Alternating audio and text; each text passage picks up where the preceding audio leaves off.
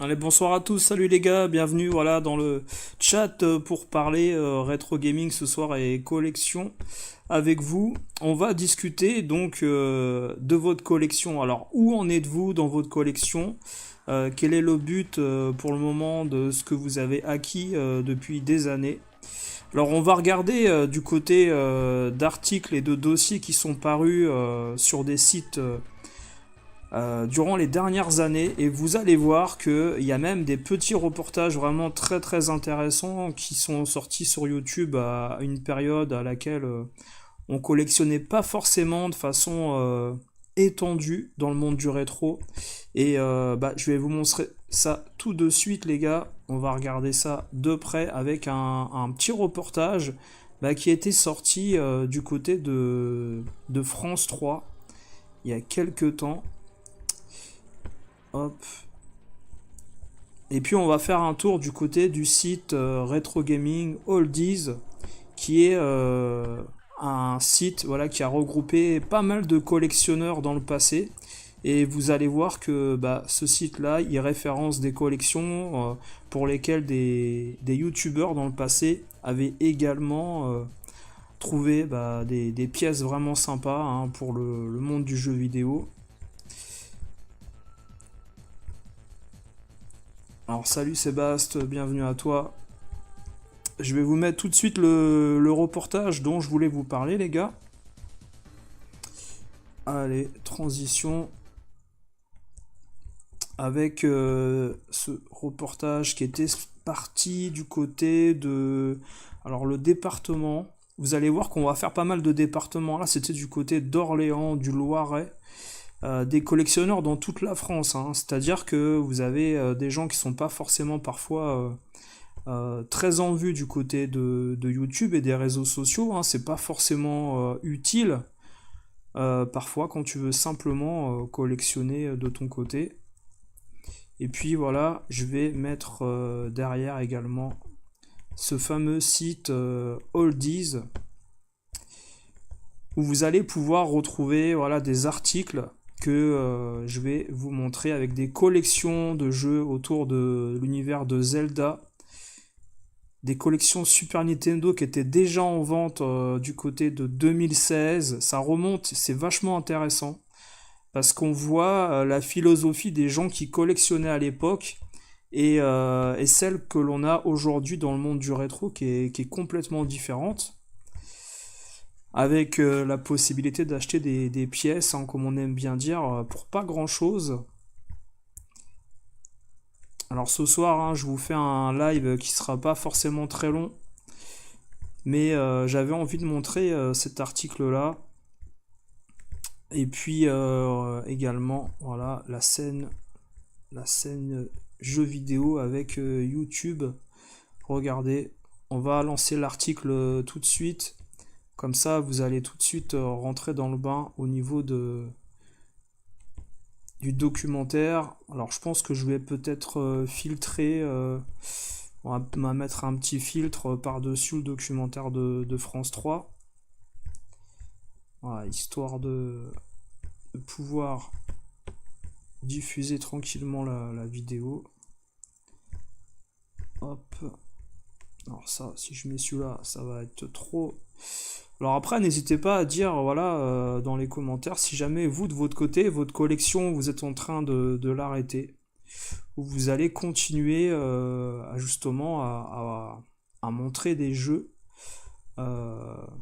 sur vos chaînes YouTube où vous allez arrêter ce phénomène.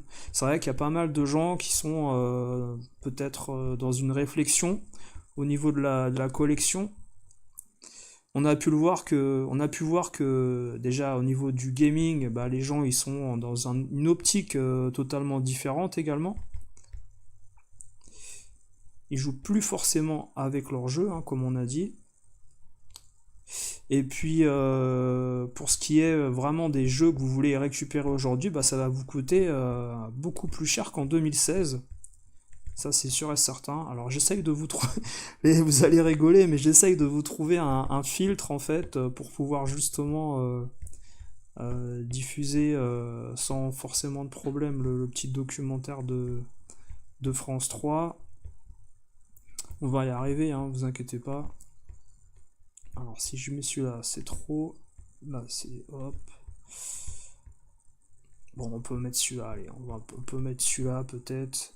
Comme ça, vous allez voir à peu près ce qu'il en est, sans forcément que vous ne voyez pas le reste, voilà. Au niveau de la censure de la vidéo. Allez, hop, normalement c'est parti. On va mettre de l'audio, bien sûr, hein. Salut à Septic Flèche, comment tu vas? Et vous allez voir que ce documentaire-là, qui était un reportage de France 3 à l'époque, était pas mal intéressant parce que c'est un gars, en fait, qui, bah, tout simplement, avait envie de montrer sa passion. Alors, je suis pas certain qu'aujourd'hui, il est continué, ou alors il est revendu, ou alors, j'ai pas vérifié quoi que ce soit de plus, mais on va écouter ce qu'il dit. Et vous allez voir que bah, il est déjà hyper passionné, et puis il avait les codes également de ce qui se passe du côté de YouTube aujourd'hui, hein. Allez, c'est parti, on va mettre ça.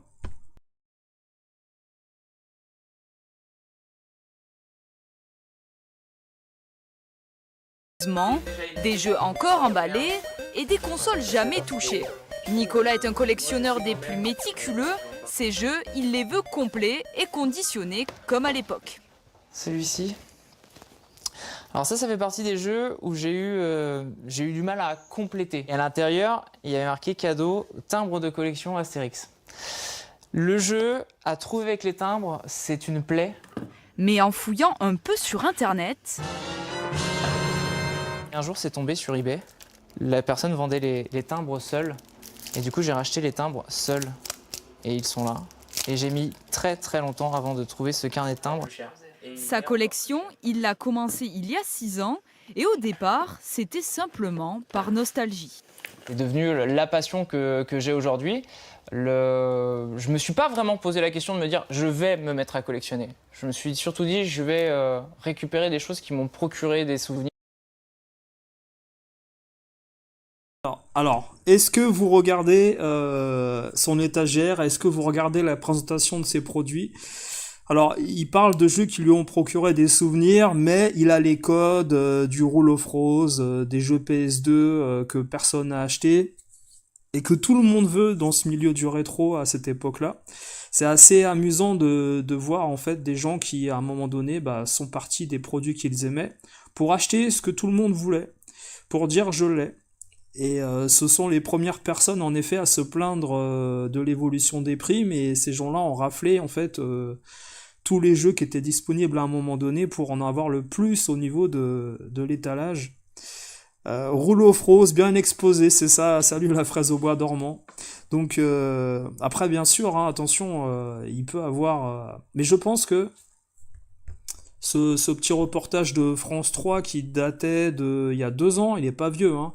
Mais je vais vous montrer ensuite des articles qui sont au niveau de la presse par ici, là, vous allez le voir, je vous montrerai ça après. Effet spécial.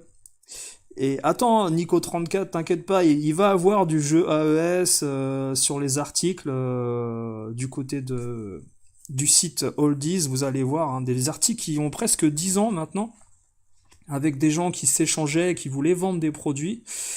Alors bien sûr, le Rule of Rose est deux faces, et je pense pas que ce jeu-là lui ait procuré quoi que ce soit comme souvenir dans le passé au niveau de son enfance, hein.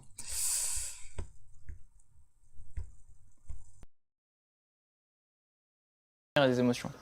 Se les procurer et à n'importe quel prix. S'il estime avoir déboursé entre 15 et 20 000 euros pour ce petit musée du jeu vidéo, il en vaudrait 50 000 aujourd'hui.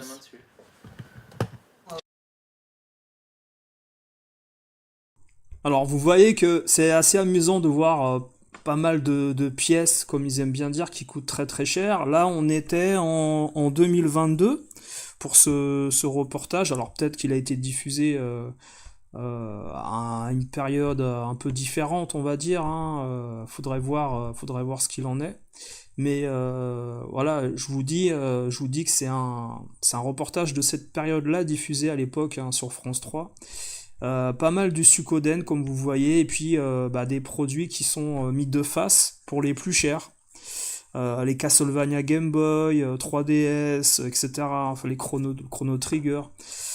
Bon, on a les codes du collectionneur Back in Toys qui regarde les jeux viens chez toi. Voilà, c'est un peu ça. Salut Thomas François Jean. Ouais. Donc, comme je disais, les gars, c'est un petit live ce soir d'environ une heure et demie, un peu comme hier, où on a discuté autour comment dire, de l'ancien débat arrêt sur image, qui présentait en fait des produits dans la presse journalistique à travers la corruption qui était déjà avouée, hein, dans le passé. Alors vous voyez, bon, je pense que c'est un grand fan de RPG premièrement, mais bon, quand on sait que les jeux PS2 ça a été dénigré par la plupart des gros youtubeurs influenceurs entre guillemets, on peut dire que quand même, bon, cette personne, voilà, qui collectionne, hein, j'ai pas de jugement particulier, hein, moi j'apprécie de voir des collections différentes. Bon, il est très axé, semble-t-il, Nintendo et RPG et un peu de PS2. C'est un peu le collectionneur moderne, comment dire, qu'on a pu connaître avec l'essor des brocantes depuis 2017, qui sont nés à travers la génération PS2 et Game Boy Advance, et puis qui ont voulu quelque part récupérer certains jeux qu'ils avaient connus dans le passé, et puis récupérer également des jeux très chers. Alors est-ce que après c'est un vrai Rule of Rose, est-ce que c'est un vrai Metal Slug que je vais vous montrer tout à l'heure, voilà, on sait pas forcément trop, hein, voilà. Alors Nico34, tu dis on voit bien le mec matrixé en Back in Toys. Bah c'est ça, c'est exactement ça. Que du bonheur. Sur PS2, je ne joue qu'à Outrun, Coast to Coast.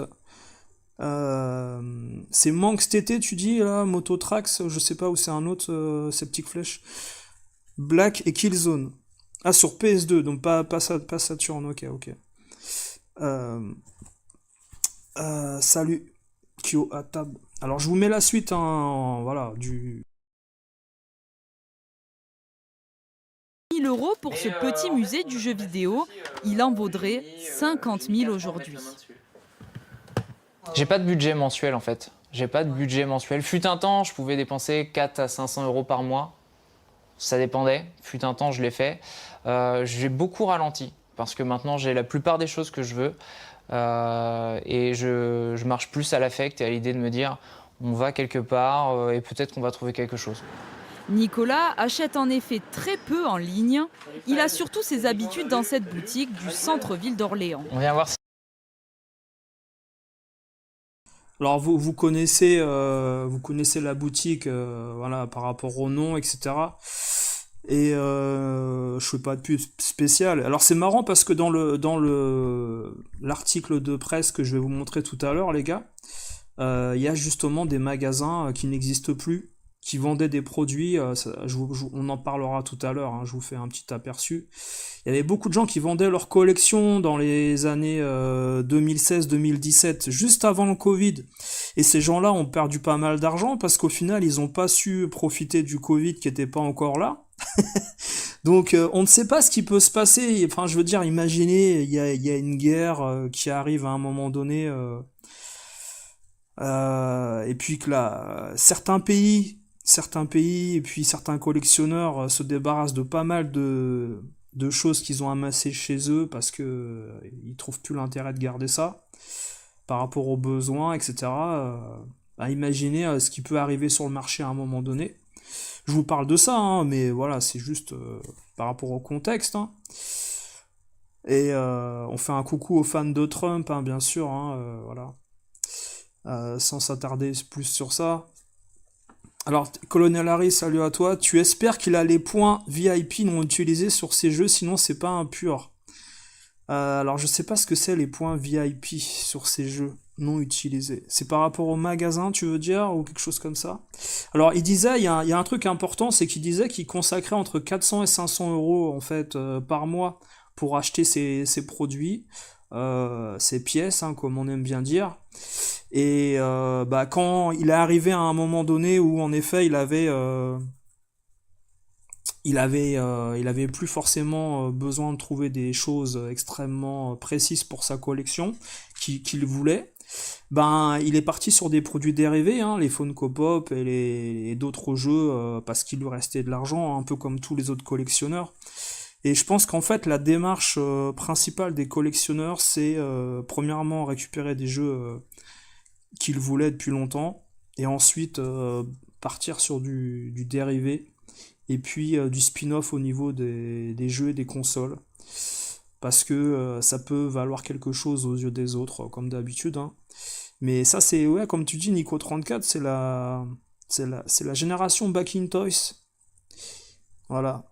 Back in Toys, il marche avec les Russes, il fait monter les prix. Alors, s'il y a de la taxe et des douanes qui sont multipliés partout aux frontières, moi je vais boycotter les produits américains. Déjà, de toute façon, moi j'allais plus au McDo et toutes ces conneries de Starbucks et voilà. Mais sincèrement, déjà, j'avais pas envie de refoutre un pied aux États-Unis pour aller en vacances depuis que Bush il avait été président là en 2001. Ça m'intéressait pas trop. Mais pour vous dire après, après sincèrement, pour ce qui est des produits américains, comment tu veux savoir si tel ou tel truc est fabriqué là ou assemblé ici? C'est compliqué, hein. Voilà, c'est pas marqué partout. Alors je vous mets la suite. Si t'as rentré des petites choses là, des trucs sympas qui sont rentrés. Pépites. On va rentrer quelques petits trucs sympathiques. Ouh, dommage qu'il n'y ait pas la boîte. Mais ouais. Alors le documentaire reportage s'arrête à peu près ici parce que bon, on sent que voilà, c'est fait pour la caméra. Sincèrement, quand tu vois le gars qui a du Rule of Rose, des Castlevania Game Boy Advance, etc., et qui voit un Zelda Ocarina of Time ou je ne sais quoi en loose, tu te demandes si le mec c'est un vrai connaisseur ou si en fait ça a été fait pour le montage au niveau de la caméra et pour voilà, c'est un peu un foutage de gueule par rapport à soi-disant la connaissance de la personne, je pense. Hein. C'est comme si voilà, dans les mains il récupérait un ISS ou un GoldenEye. Ah, incroyable, c'est génial. Non, c'est rien de spécial du tout. Faut arrêter le délire. Mais pour ce qui est de ces mini-reportages qu'on peut voir très souvent du côté de France 3, encore une fois, vous avez voilà, les journalistes qui frappent fort pour vous montrer des collectionneurs actuels ou du passé, qui sont dans la collection rétro gaming en dépensant énormément d'argent. Il y a toujours ce côté, vous avez vu, hein, il n'a pas parlé une seule seconde de gameplay. Voilà. Pas une seule seconde, hein, on parle que d'argent. Hein. Le rétro gaming, c'est de l'argent aujourd'hui. Je vous apprends rien pour ce qui est de ce côté-là. Alors, maintenant, voilà, pour ce qui est de l'article de presse sur le site que je vais vous montrer, c'est pas mal du tout.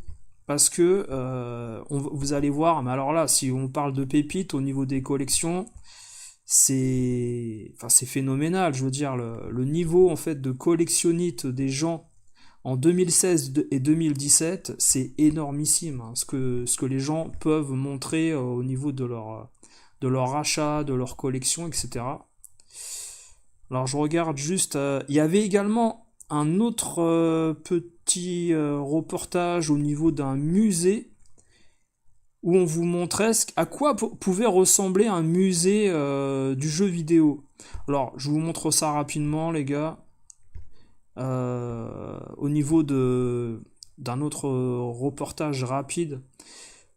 Alors, on fait le comparatif entre le collectionneur qui a beaucoup plus de trucs intéressants chez lui et le musée qui est un musée mort, on dirait, voilà, malheureusement, on dirait un musée où la guerre est passée et puis elle a fait des ravages. Il n'y a pratiquement aucun intérêt finalement à aller dans ce genre de musée, et c'est ce dont je vous parlais, hein. Voilà, je vous mets le petit reportage. L'oscilloscope, voilà le premier jeu vidéo. Un jeu de tennis rudimentaire, mais les prémices sont posées. En 10 ans, le Pong, c'est ainsi qu'on l'appelle, fait une entrée fracassante dans les foyers. Alors c'est par ici, les premières consoles de jeux vidéo, les années 70 dans toute leur splendeur. Des gros mastocs et on joue toujours au tennis, au Pong. Le Pong qui a un succès fulgurant, toutes les marques ont décidé de faire leur jeu Pong. Toutes les marques vont se lancer là-dedans, donc on peut passer... Même les plus surprenantes. Oui, effectivement. En fait, c'est quasiment vu comme un produit électroménager. Donc par exemple, Seb, donc ici a sorti plusieurs modèles dont la Téléscore. Hein. On voit qu'un design très très étonnant, très très futuriste. Et on voit au niveau du packaging, c'est pour ça qu'on a mis une sorbetière. On garde exactement le même packaging et c'est vendu en rayon électroménager comme un produit, comme la yaourtière, c'est vendu à côté. Près de 1300 consoles créées par une multitude de marques, dont une qu'en Alsace nous connaissons bien. Étonnamment, sa première console française a été conçue par Alcatel, donc l'Alsacienne de construction atomique, de télécommunications et d'électronique. Et effectivement, c'est la Visiomatic 101 qui a été distribuée par Pison Bros, une grande marque française de radio. La grande nouveauté, et ça c'était, je pense historiquement, c'est une première, c'est pour ça qu'ils ont mis un petit robot, on pouvait jouer contre un autre joueur. Il y avait une espèce d'intelligence artificielle balbutiante sur cette console. L'intelligence artificielle avec l'avènement de l'informatique, dans les années 80, naissent aussi les premiers héros et les premiers méchants. Bon, bah game over, hein. Je suis pas hyper douée. Alors, regardez par là, vous en souvenez peut-être? C'est le premier héros de jeu vidéo, Pac-Man. Il y aura ensuite Jumpman, Super Mario, Donkey Kong. Tous les jeux sur lesquels vous êtes amusés à la maison pendant votre enfance sont ici. Les jeux qui étaient aussi dans les cafés. Venez voir. Ah Jérôme, là c'est un temps que les moins de 20 ans peuvent pas connaître, hein. C'est les salles d'arcade, hein. C'est les années 90, hein, quelque chose comme ça. Ouais, enfin les années 90, 90, après ça dépend. C'est les années 90, quelque chose comme ça. Alors quel âge elle a, elle, pour la reportrice, là, pour dire que les salles d'arcade, ça n'existe plus. Les salles d'arcade, il y en avait encore en 2010, hein, puis ça revient un tout petit peu.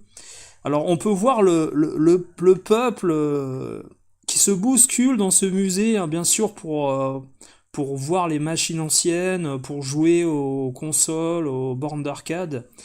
Les gens font la queue, bien sûr, derrière. Enfin non, mais c'est sarcastique ce que je vous dis. Bien sûr, il y a personne.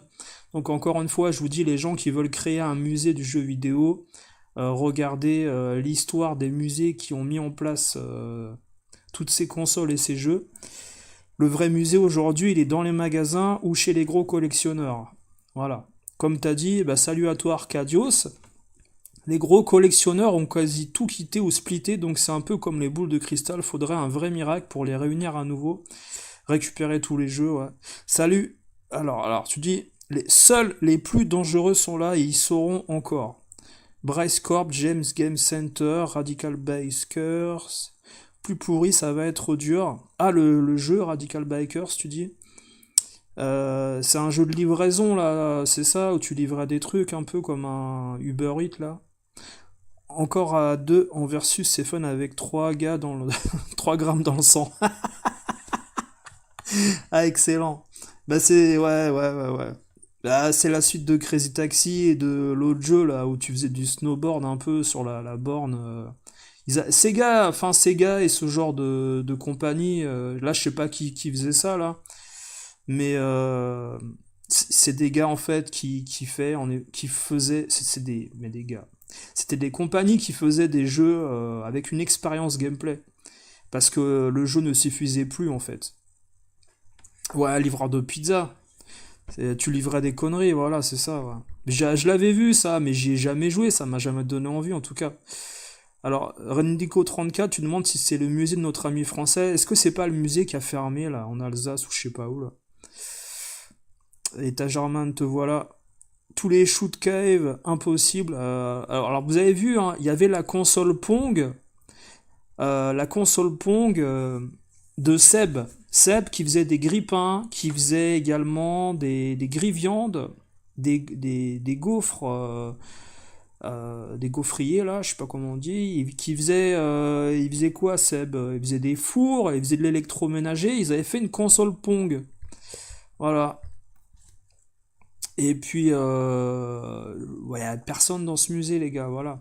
Non, mais c'est pour vous montrer la différence entre les collectionneurs qui ont énormément de choses chez eux et qui ont plus besoin de se déplacer, en fait. Parce que ça intéresse qui, au final, les musées? Ça intéresse peut-être les centres aérés, les écoles primaires, mais les gens qui ont plus de 30 ans ont déjà, s'ils sont fans de jeux vidéo et de rétro, ils ont déjà ça chez eux, à mon avis.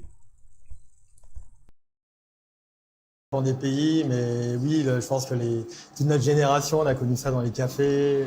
Donner une seconde vie aux quelques 250 machines et consoles à plus de 25 000 pièces de collection, Jérôme y travaille depuis plus de 20 ans, après une certaine frustration. En fait, moi, quand j'étais petit, j'avais pas de console de jeu.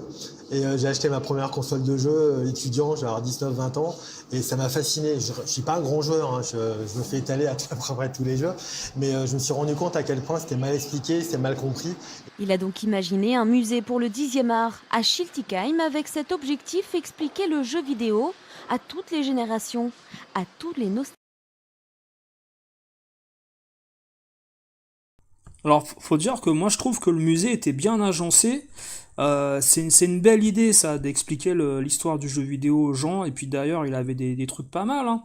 Tu pouvais jouer à certaines consoles, certains jeux. Moi, je félicite ces personnes-là qui sont plus passionnées que qu'entrepreneurs voulant faire beaucoup d'argent. Et en effet, comment dire, c'est un produit culturel, le jeu vidéo, qui devrait être partagé gratuitement, en effet, dans les musées. Tu devrais pas devoir payer comme ça, en effet, aussi cher un produit pour l'utiliser. Maintenant, malheureusement, c'est le monde des spéculateurs qui a pris d'assaut le monde du rétro gaming. Voilà. Ce ne sont plus les joueurs. Les joueurs sont partis sur les bornes RetroPie, les Raspberry, les émulateurs, les consoles mini, etc., etc. Voilà, c'est bien. Alors c'est bien ce musée de Shitty Game là qui avait fermé, c'est celui-là ou pas, hein? Ah Sébastien, toi, je suis d'accord avec toi. Le musée comme celui de Jimmy Oni, c'est cette farce et attrape. Ouais, total. Mais il le fera jamais. En fait, il utilise ses abonnés et la naïveté des gens pour récupérer des jeux sous forme de dons et faire croire qu'il va faire un musée un jour. Il en fera jamais. Il va accumuler des jeux à droite à gauche et puis il agrandit sa collection, c'est tout. Si on parle de côté sectaire dans la façon de procéder, c'est un peu le même procédé que les grands gourous. Voilà. En plus, le fait de mettre un masque, en effet, je pense que comment dire, ça contribue au côté secte et gourou, hein. Vous avez compris un peu l'idée, voilà. Bah, enfin, alors Arcadios, tu dis, son seul slogan, parce que c'est vrai que là, on déroute un peu par rapport au sujet, mais son seul slogan, la vie c'est un jeu vidéo.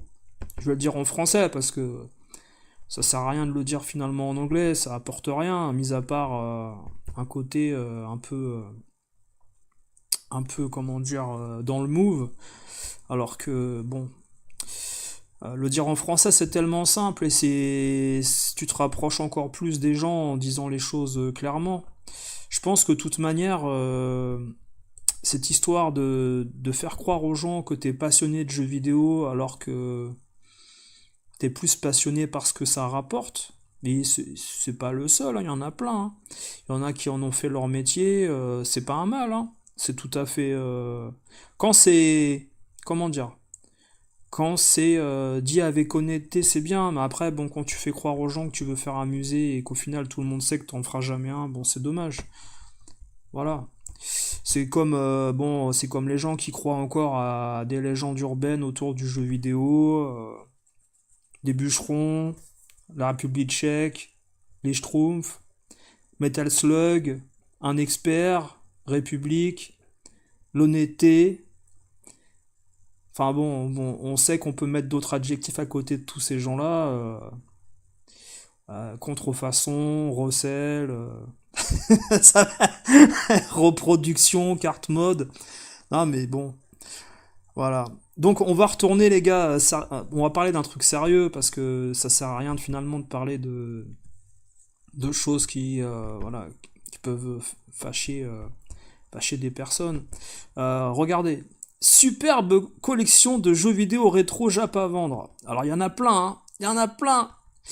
Alors on est sur le site Oldies, qui était vraiment, je trouve, un très très bon site. Hein. oldieswordpress.com. Franchement, je trouve que c'est un très bon site rétro que j'ai pas découvert il y a très longtemps. Il y a même, regardez, des archives de la collection d'Axel de Green Hill Memories. Il y a des ventes également on est en 2016. Hein. On peut, si ça vous dit, on peut aller faire un tour du côté de la collection d'Axel. Alors, pour les gens qui ont connu Green Hill Memories et l'évolution en fait du produit, bah vous savez ce qu'il en est aujourd'hui de cette collection. Il l'a encore. Je crois qu'il a vendu certains produits. Maintenant, je pense qu'il est plus passionné en effet par le monde du jeu vidéo que vouloir en faire de l'argent lui. Donc de toute façon, lui il gardera, je pense, ses jeux et ses consoles très très longtemps. Je vous mets un petit fond sonore, je vais baisser le son. Hop, voilà. Je mets un petit fond sonore. Et pour ce qui est de cette collection, il y a des gens voilà, qui vont garder leur collection très très longtemps.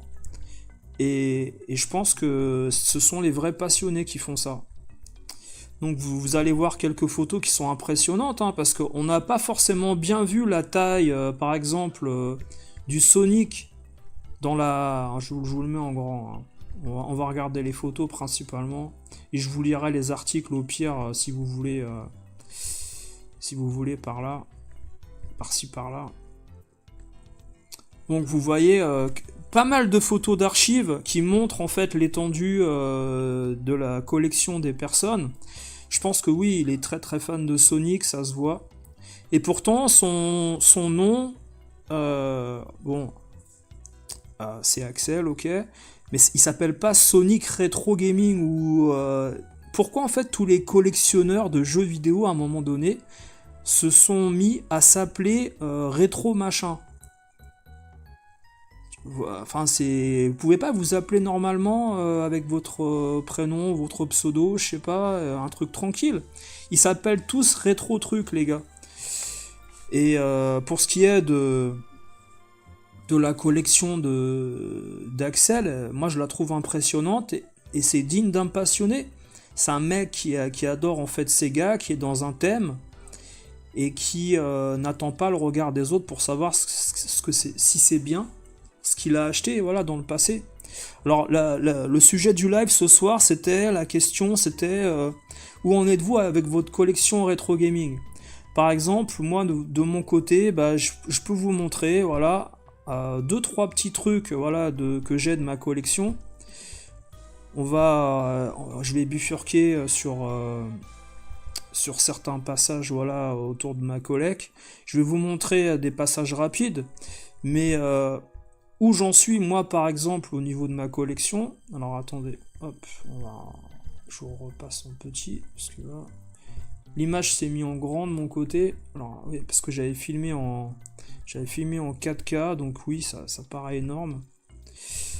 Moi, au niveau de ma collection, pour vous dire, j'en suis à un point, comme je vous l'ai dit, où j'ai arrêté d'acheter des choses particulières. C'est-à-dire qu'il m'est arrivé d'acheter certaines consoles qui étaient HS pour les réparer. D'ailleurs, je suis en train de finir de réparer une Neo Geo CD et 2 disques système que je vais revendre.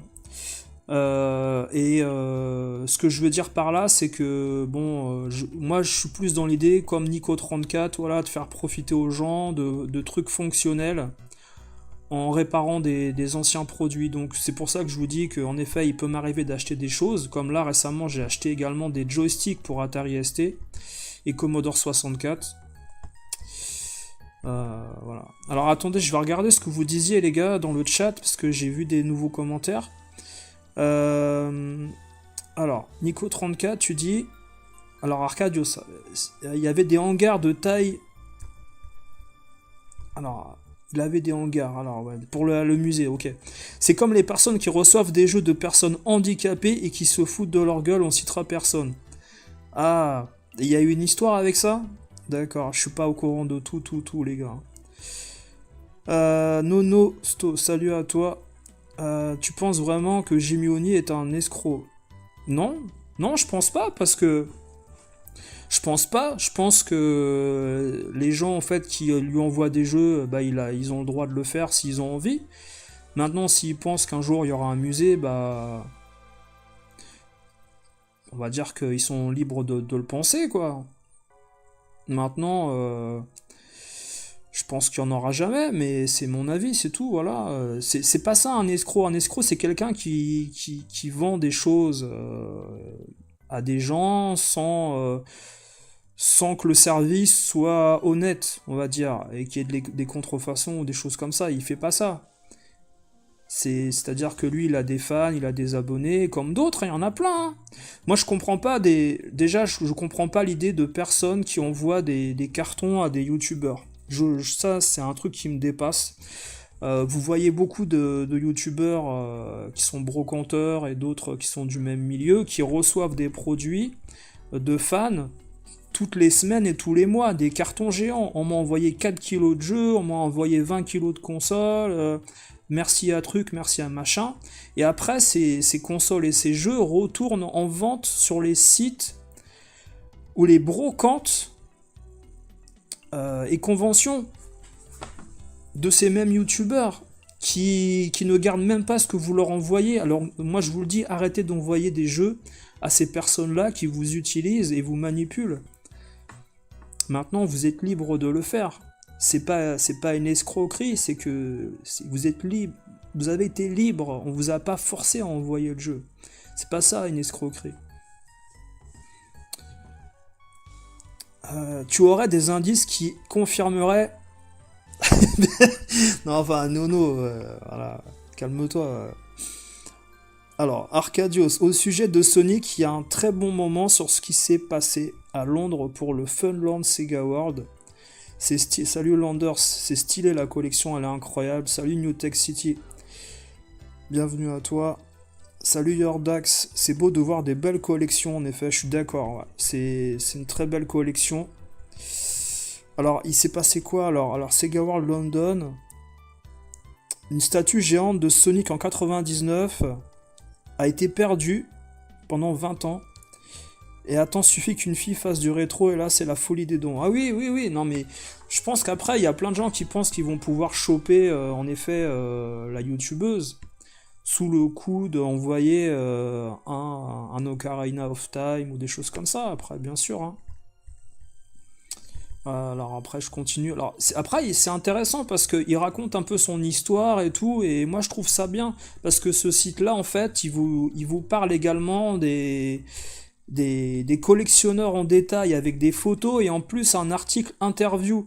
C'est vachement bien, ça. Ce côté blog, voilà. il dit par exemple en 99-2000, quand j'ai commencé à avoir un peu d'argent via les petits boulots que je faisais à l'époque, ça m'a permis d'arrêter de revendre et de continuer à acquérir de nouveaux jeux. C'est vrai que le système s'inverse au moment où tu as de l'argent et tu peux subvenir à tes besoins sans revendre derrière, vous voyez. Il a presque la même chaîne IFI que moi. J'ai gardé ma chaîne IFI qui date de, je crois, 2003, je crois. Chaîne IFI Aiwa, là. Je crois que c'est 99 ou 2003, je sais pas quelle date c'est, j'en sais rien, je sais pas. Et j'ai réparé les lecteurs cassettes et lecteurs CD en changeant les courroies et puis en nettoyant les têtes de lecture, tout ça pour les cassettes. Elles marchent comme au premier jour. Après j'ai dû ouvrir tous les mécanismes pour tout réparer, mais marche bien, je suis content avec ça. Alors attendez, vous disiez quoi? Alors, la mascotte Sonic, ok, ça on l'a dit, ok. T'aimes bien mes lives et les lives de Jemu? Ouais, bah de toute façon, je pense qu'il y a des lives qui peuvent être intéressants pour chacun et d'autres qui peuvent être inutiles pour d'autres. Je pense que on peut piocher partout, hein. Moi je me considère pas non plus à leur niveau comment dire, c'est leur niveau de préparation pour faire des émissions. Les émissions montage qu'ils font et la préparation en amont, les montages vidéo, ça prend énormément de temps. Moi je pense qu'en fait quand tu fais un montage vidéo, il faut considérer que ça te prend environ, par rapport à la durée finale, c'est-à-dire que si tu fais une vidéo d'une demi-heure, ça te prend 10 fois plus de temps. Tu vois ce que je veux dire? C'est-à-dire que tu vas mettre parfois 5 heures ou 6 heures à faire un montage vidéo qui va être d'une demi-heure à la fin finalement. C'est beaucoup de travail, donc moi je pense que tous les youtubeurs qui s'investissent énormément à faire des vidéos, pour vous, c'est respectable. Moi je le dis, hein, c'est beaucoup plus facile de faire un live et de discuter avec les gens en ayant une idée de ce qu'on va dire que de faire des montages vidéo et de récupérer des archives à droite à gauche et scénariser tout ça avec une voix off derrière après. Ça prend beaucoup plus de temps. Et c'est pour ça je pense qu'il y a des gens qui les suivent, hein. Après ils méritent, hein, c'est du travail. Après c'est mal rémunéré parce que le pourcentage de ce que tu gagnes par rapport à 6 heures de travail que tu pourrais faire à l'usine et gagner 60 € par jour, tu gagnes 78 centimes sur ta vidéo. Sauf si en effet elle continue d'être regardée pendant des mois et des mois derrière. Après tu peux activer les dons pour recevoir de l'argent, mais ta vidéo via les pubs va pas faire grand chose, quoi. Mais c'est un comment dire, c'est un assemblement de compétences pour montrer aux gens que t'aimes ce que tu fais, quoi, voilà. Salut Frank Kaufman. Alors ça j'avais dit, envoyez-moi vos jeux AES, j'ouvre un musée privé chez moi. Fais une annonce Nico34, pourquoi pas. Salut SNK Fury. Toi tu collectionnes Frank Kaufman, la Switch, beaucoup de compilations rétro et pas mal de néo-rétro. Alors qu'est-ce que Frank Kaufman, qu'est-ce que tu appelles le néo-rétro pour toi? Parce que maintenant il n'y a plus vraiment de néo-rétro, parce que la Switch a démocratisé ce genre, et aujourd'hui il y a du néo-rétro partout, et c'est du moderne, tu vois. Donc moi je trouve qu'on peut plus dire forcément néo-rétro, tu vois ce que je veux dire? Le genre qui a été adapté sur la Switch, tu le vois tout le temps maintenant sur les jeux Switch. Et le prochain Terminator 2 qui va arriver en 2D, alors moi je dis aux gens, attention, méfiez-vous, parce que le jeu ne peut ne pas être vraiment très long. Moi je pense qu'il va être dans l'idée d'un jeu de 45 minutes, 1 heure, façon Halloween et Vendredi 13 qui était sorti en espèce de beat'em all run and gun déjà sur la Switch. quand on connaît les différentes parties du film de Terminator 2, les scènes ne sont pas très longues. Alors soit ils font des scènes rallongées où t'es dans le futur, t'es à Cyberdine, tu as la poursuite en motocross, s'ils rallongent plein de scènes, même la Galeria en fait, la Galeria avec les salles d'arcade, où il y a le combat entre le T1000 et le T800, s'ils arrivent en effet à faire une scène qui est très longue, ça peut être bien, mais le jeu peut être très très court. Donc il y a beaucoup de hype autour, hein. Mais l'intérêt pour les gens de Bitmap Bureau, qui avaient déjà fait Xenocrisis à l'époque, hein, c'est surtout de rentabiliser sur les objets collector. C'est ça l'idée en fait. Et en fait, ils vont capitaliser les revenus sur la vente à 90-100 euros d'objets collector. Voilà. Donc vous avez vu la collection, une partie de la collection d'Axel que vous connaissez après, mais c'est des articles de 2016. Alors voilà, ce qui est marrant, c'est que voilà, on connaît tous Matos Games, qui a ouvert 4 magasins différents, et puis à la fin, il n'y a plus rien. Mais à l'époque, son magasin, on peut pas zoomer sur les photos, elles sont déjà en full screen. Mais on voyait le genre de magasin, en effet, qui vendait des produits façon un peu Retro Game Shop, hein, si vous connaissez Retro Game Shop à Paris. Et c'est marrant parce que c'est agencé, ce magasin, à l'époque, était agencé comme une gaming room, une chambre de collectionneur. Et vous avez vu maintenant, les collectionneurs, ils sont à fond dans les vitrines comme ça, avec également... des boîtiers anti-vol, voilà. C'est assez dingue. Salut Artwood in the Dark. Ta collection, ancien étagèrement compulsif et anonyme, les placards pleins à craquer, les jeux qui tombent et boîtes qui s'éclatent au sol. J'achète des jeux que j'ai déjà, etc. Tu te soignes. Tu te focalises sur la collection Steam, t'as moins honte. Est-ce que c'est un vrai témoignage d'ancien alcoolique ou pas? Salut Nono. Alors Nono, ouais, je t'ai déjà dit bonjour, pardon. Tu apprécies les analyses critiques. Écoute, si tu veux, si j'étais professionnel dans l'analyse critique et que je prétendais... Et ça, le problème, tu sais, c'est à l'appréciation de chacun. Chacun a sa culture, chacun a ses compétences pour comprendre ce que je dis. Il y a des gens qui vont pas comprendre et en effet vont penser que je dis n'importe quoi. Et d'autres qui vont apprécier parce que peut-être ils ont la même culture jeux vidéo que moi. C'est à l'appréciation de chacun, hein. Je demande pas aux gens, voilà, forcément de prendre au premier degré tout ce que je dis dans ce milieu-là. Mais retournez en arrière sur des lives que j'ai fait il y a 2 ans, regardez ce qui s'est passé depuis. Malheureusement pour les gens qui appréciaient pas ce que je disais ou qui pensaient que la brocante de Backing Toys c'était une réalité. Il y a plein de trucs comme ça quoi qu'on a débunké, hein, c'est assez amusant, hein, mais bon, je pense pas sincèrement que sur YouTube, il y a des gens qui aient parlé de Russell aussi bien que moi par rapport au magasin dans le passé, avant moi.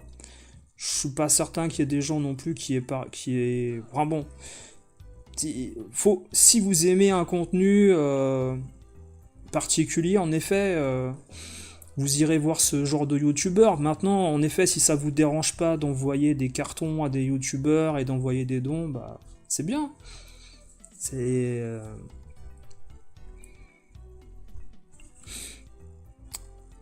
Voilà.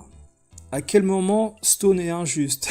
Je ne pense pas que ça soit le cas. Il peut donner un avis subjectif mais injuste. Tu sais, j'ai pas forcément... Tu sais, par rapport à ce que je viens de dire, j'ai pas forcément de trucs à ajouter. C'est que t'as des gens qui ont pas envie de croire à la réalité de certaines choses, c'est tout. Parce qu'ils sont dans leur communauté, ils sont passionnés par leur monde. Il faut pas les contrarier, c'est tout. Il faut pas contrarier leur environnement, c'est tout. Mais encore une fois, chacun est libre de faire ce qu'il a envie. Hein. C'est toujours pareil. Hein. Si vous trouvez ça bien, en fait, de regarder un YouTuber qui vous dit qu'il faut acheter des tasers, des battes de baseball pour protéger un Symphony of the Night blisté dans une étagère, ou de mettre des pieds jaloux, en fait, dans son jardin.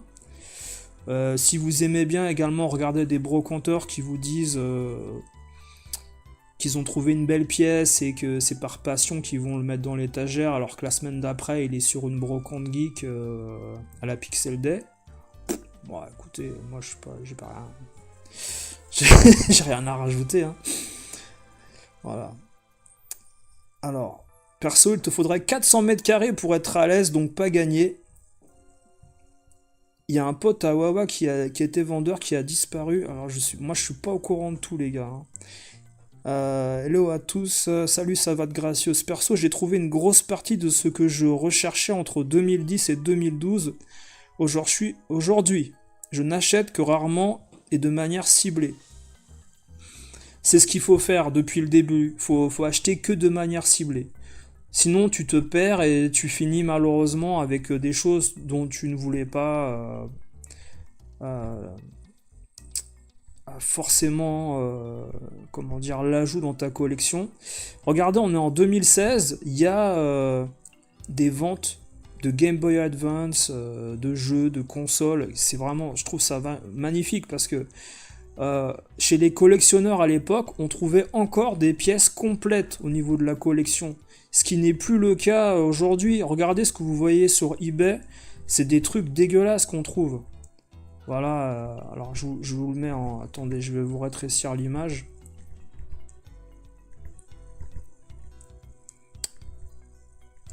Personnellement, après, moi, de mon côté, tu vois, quand je trouve des injustices au niveau des commerces et de la manipulation au niveau de la clientèle, moi, ça me rend fou.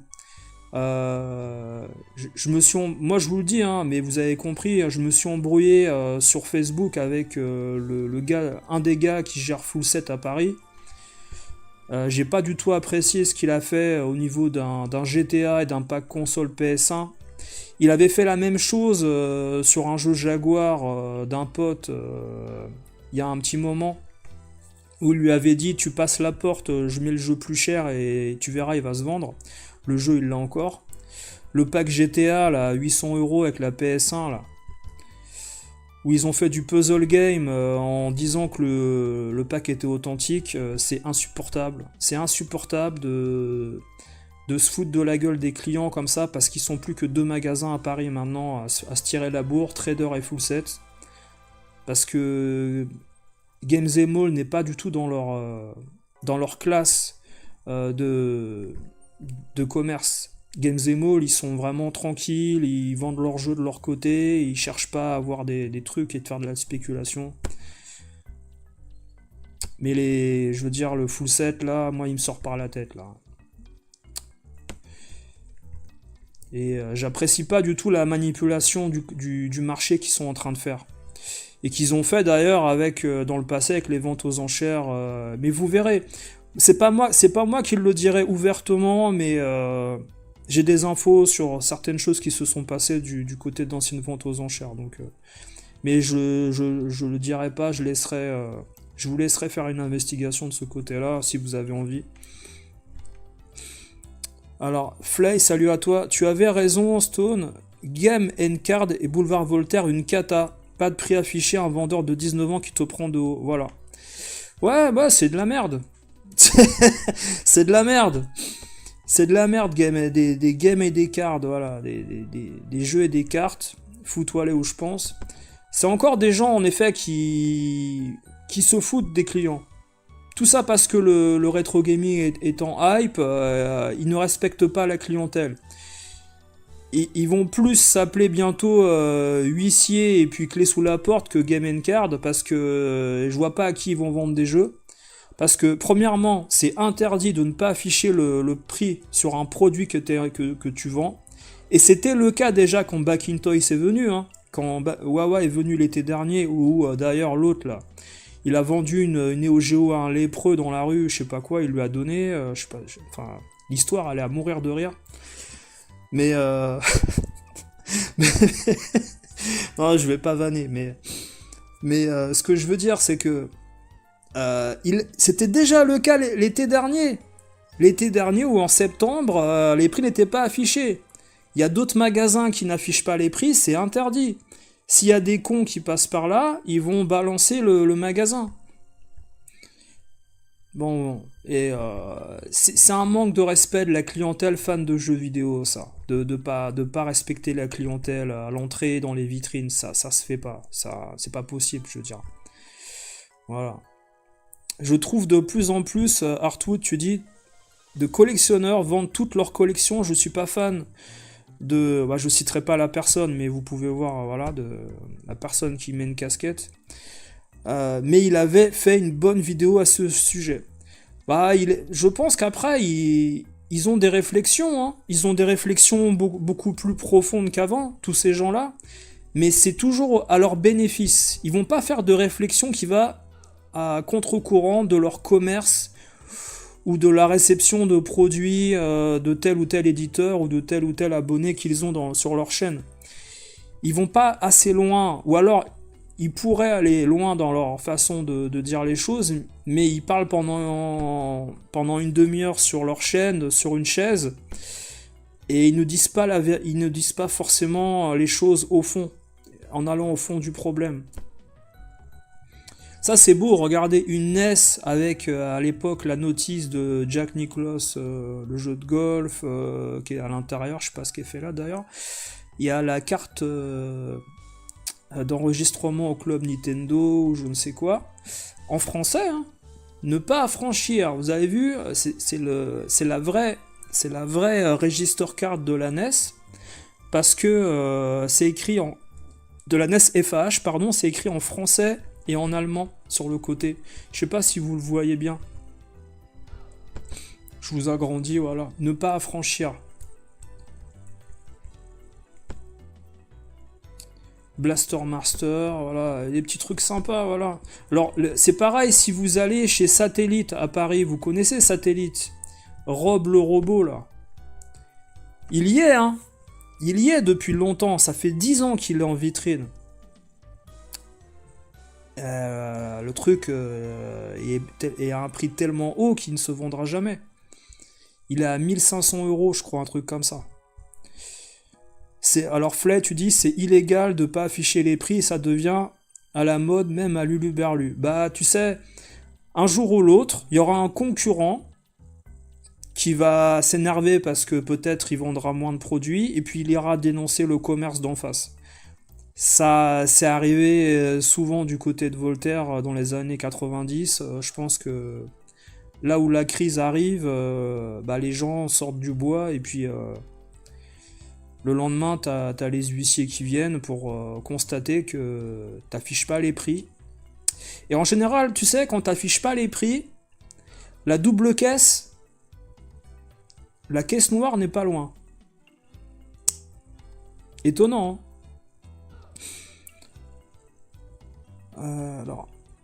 Alors Games & Mall était fermé. Alors Games & Mall, je crois qu'ils ouvrent que l'après-midi et puis ils ferment certains jours, je crois, de la semaine.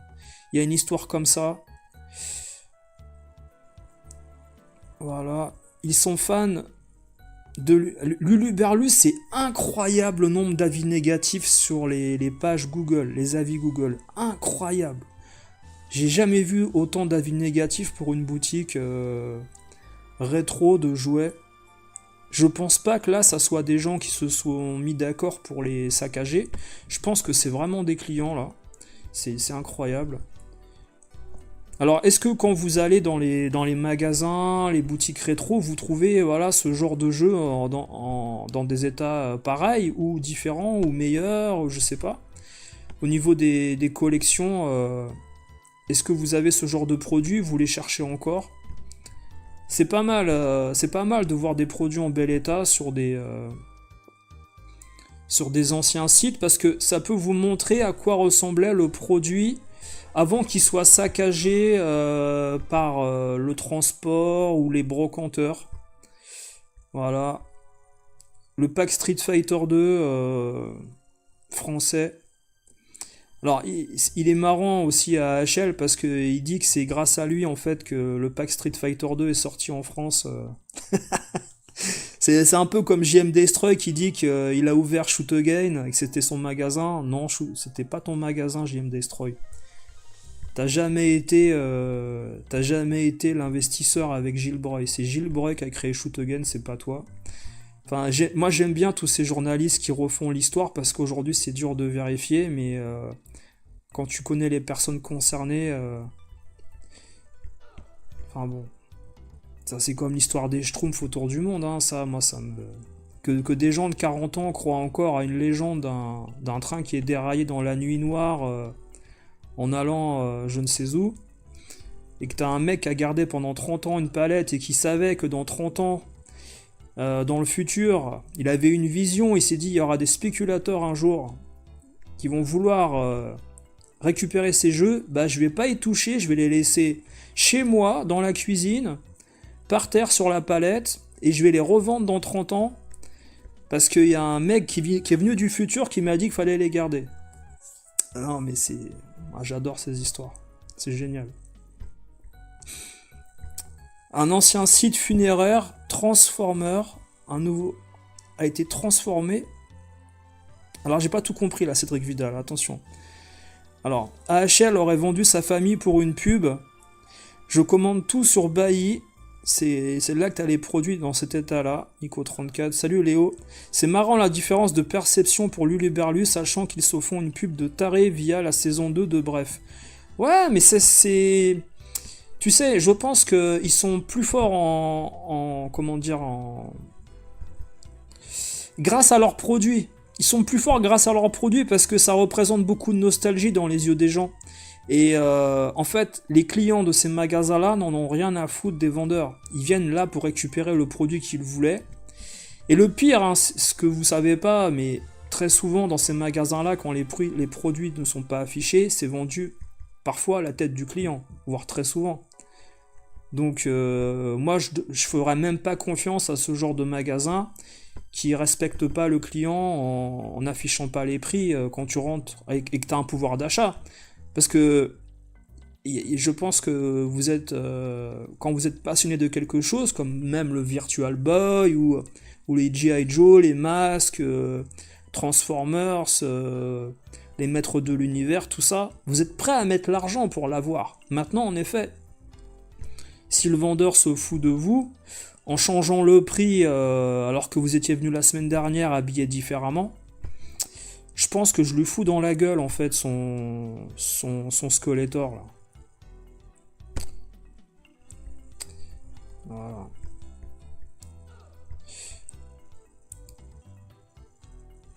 Alors, Kojandi, tu dis Léo, il raconte surtout la vie normale d'un bobo parisien. Dans sa série, le mec a zéro thune, il est moche, mais séduit des jolies filles dès le premier date. Et trouve du travail en traversant la rue. Ah, c'est un macroniste, il est exceptionnel.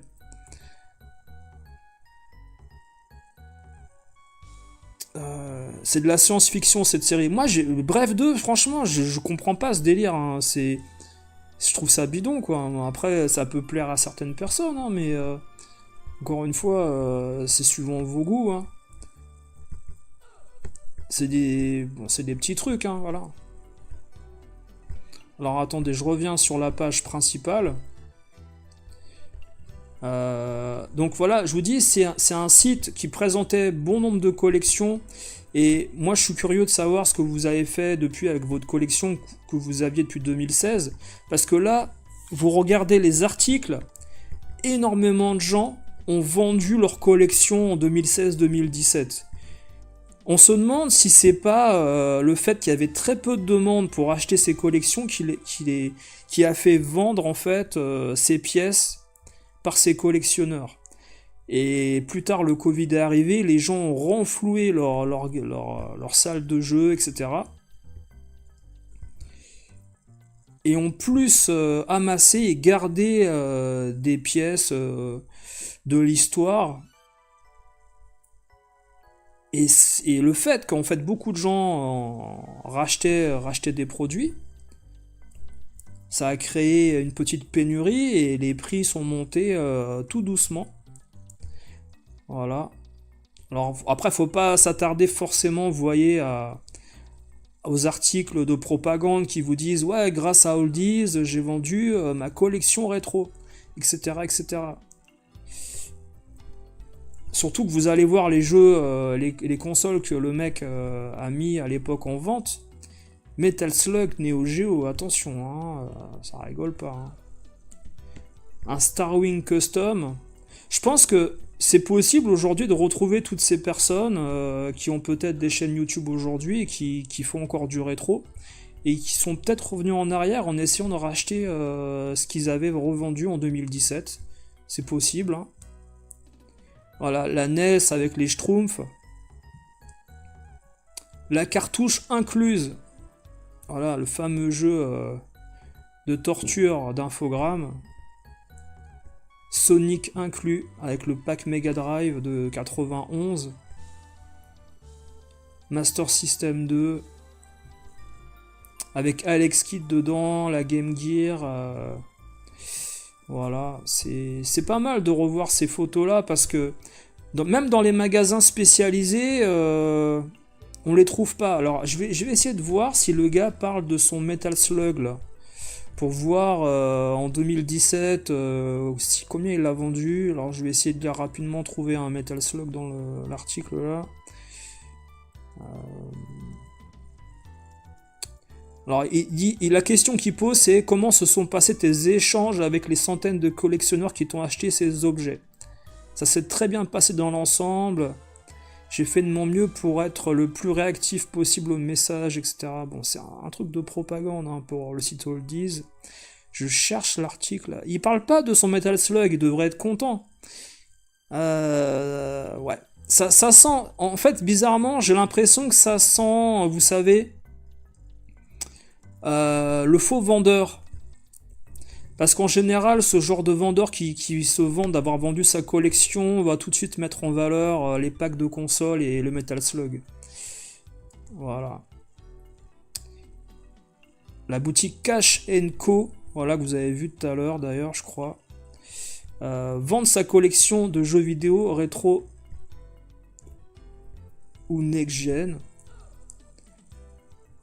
Pourquoi vendre sa collection? Les raisons: un mariage, un déménagement, un nouveau-né, un gros besoin d'argent, la lassitude, un recentrage. Ou la mort. La mort, je pense que si t'es mort, tu la revends, voilà. En 2008, alors tu dis, attends, faut que je revienne, tiens, j'ai raté plein de messages.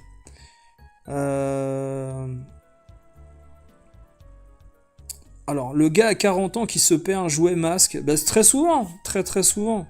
Très souvent. Voilà. Tous les loisirs d'intérieur. Ah, d'ailleurs, dans la série Bref 2, il y aura la fameuse... comment dire c'est Gwen Leblond qui a prêté en fait la borne PlayStation, je crois. C'est la borne PlayStation qu'il a prêtée pour le tournage de la série Bref 2. Où les gamins sont habillés comme dans les années 95, 16 par là, et ils jouent sur le stand en fait, PlayStation. Voilà. C'est bien réalisé, mais oui, c'est totalement fantasmé. Oui, faut considérer qu'on est dans la tête en fait d'un bon vivant des années 90, voilà, un peu schizo, voilà.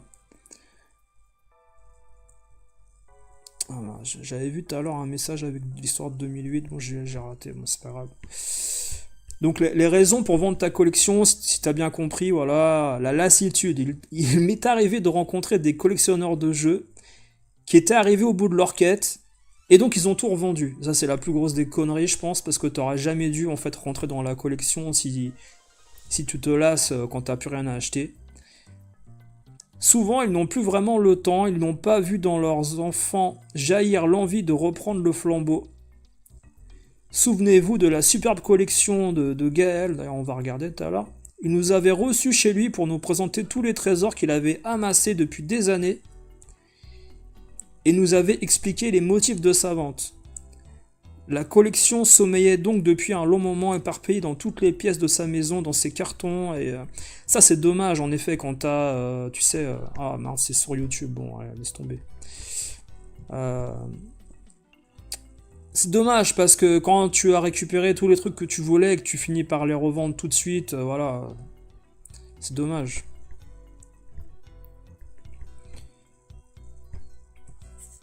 Alors je pense que là, il parlait d'une vente aux enchères du côté peut-être de Milon ou Drouot. On va voir ça. Certaines pièces de collection de Mathieu, Julien, Dominique, Olivier, Gaël, Jim. Alors il n'y a pas de sélection autour de collectionneurs d'origine étrangère. C'est que des Français apparemment qui ont pas mal d'argent. Hein. Des Français de souche. On fera pas de commentaires, non mais bon, je dis ça pour chambrer le site, hein, c'est pas méchant. Le catalogue de la vente Nintendo NES, côté NES, plusieurs pièces intéressantes, les Megaman, Chip and Dale 2, Tic et Tac. De toute façon, après, vous allez retrouver à chaque fois les mêmes jeux vendus hein, sur ces sites-là. De vente aux enchères, on peut pas inventer des nouveaux produits au final, on va récupérer à chaque fois les mêmes choses. Ah, le Zelda, alors c'est marrant parce que 2017, c'est la période où on commence, vous savez, à faire de la contrefaçon sur les maps, les modes d'emploi de ce fameux Zelda. Là, on voit quand même que la carte elle est abîmée, la notice aussi, la boîte aussi. Attention, hein, ça veut pas dire que c'est une vraie quoi qu'il arrive. Hein.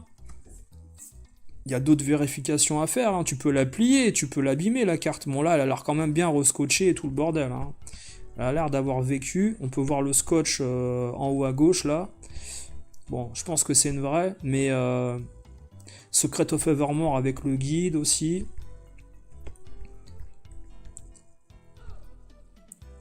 Il y avait des belles quand même, des belles collections à l'époque hein, qu'on retrouve plus du tout en vente. Les gens se séparaient de leur collection en 2017, alors qu'aujourd'hui on a tendance à tout garder en attendant le bon moment pour tout revendre. Alors Lander se dit, je pense que certains vendent parce qu'ils n'avaient aucun affect. Ouais, bah c'est ça. Moi je pense que c'est la raison principale, je suis d'accord avec toi. Tu ne vends pas par lassitude, tu ne vends pas par... comment dire ? Parce que tu veux te recentrer, c'est des conneries ça, c'est des conneries. Une des raisons principales pour lesquelles tu revends, c'est parce que tu as des problèmes financiers, tu te divorces, les crédits maison, tu perds ton travail, etc. Voilà. Tu revends pas parce que tu vois pas dans le regard de tes enfants l'illumination du soleil, de ta grand-mère, je sais pas quoi, c'est des conneries ça, faut arrêter. C'est des gens qui n'avaient aucun affect à la base avec les jeux qu'ils ont achetés, ils voulaient simplement appartenir à une communauté. C'est tout, point final. Des banquiers ont dû faire sauter des PEL, une boîte NES custom, ça peut être sympa. Bon, moi j'en ai imprimé une quinzaine, mais j'ai arrêté après, j'ai dit bon laisse tomber, je m'en fous au final, et puis le loose c'est sympa. Sur la NES, voilà. Il y a eu des petites séries qu'a fait Edge pour la Super Nintendo. D'accord, dans le passé, ouais. Alors toi, en 2022, tu as acheté beaucoup de jeux sur le Bon Coin et plusieurs personnes m'ont parlé de cause de divorce, donc revente. Ouais, c'est ça. Bah, de toute façon, en général, hein, quand t'as la quarantaine, c'est propice à la fin d'un couple où les enfants partent de la maison et tu te retrouves seul avec ta femme et ça peut partir en vrille, tu dépenses dans tout et n'importe quoi. Ta femme aime pas ta collection de jeux vidéo, donc elle va chez le voisin. Non mais bon, je raccourcis les choses, mais ça peut être l'idée. Voilà. Alors, je vous montre rapidement, voilà, au niveau de par exemple, au niveau de ma collection, si on regarde où j'en suis et ce que j'ai fait, voilà, depuis que moi je collectionne, moi je suis plus dans l'idée en fait d'avoir pris des consoles que j'adorais au niveau des titres proposés, et ensuite de compléter avec parfois, vous savez, des produits qui en effet sont faciles à trouver et pas chers. Par exemple, là vous avez des jeux Atari Lynx qui étaient sortis d'un... c'est véridique, hein, sortis d'un déstockage aux USA que j'ai acheté là-bas. Des jeux qui avaient été rapatriés je crois que c'est Gennevilliers, les entrepôts de Gennevilliers en France, début année 2000, qui avaient été rapatriés chez Atari aux États-Unis, et c'était resté dans les entrepôts pendant des années. Et d'ailleurs, je me demande, vous savez, si c'est pas justement la personne sur YouTube aux États-Unis qui possède ce fameux entrepôt, qui a récupéré plein de dead stock de compagnies et de consoles, de systèmes, de magasins, etc. Et le titre de la vidéo de ce gars-là, je crois que c'est mon entrepôt vaut 5 millions de dollars, est estimé à 5 millions de dollars. C'est un truc comme ça.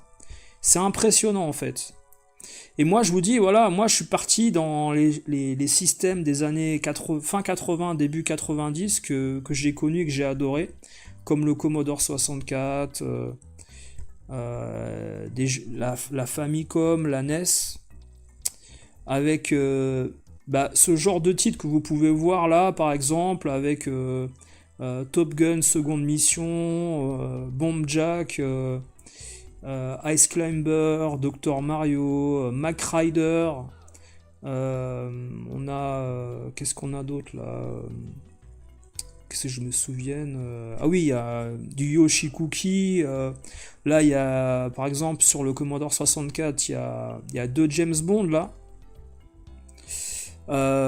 et puis des adaptations du côté du Commodore 64 et puis de l'Atari ST, de films de cinéma. Et là par exemple, vous voyez, hein, tous les jeux Lynx étaient blistés, sortis d'usine. J'ai ouvert que le haut en fait pour sortir le jeu. Et là par exemple, vous avez Dracula sur la Lynx, Shanghai, Basketball, Pit Fighter, Jimmy Connors, tous ces jeux en fait, je les ai déblistés sur le haut, mais j'ai laissé le blister d'origine. Et il y a des gens, voilà, qui auraient acheté ces produits-là, qui les auraient jamais ouverts, jamais. Moi, j'avais envie de jouer avec et de voir s'ils marchaient en effet. Hein.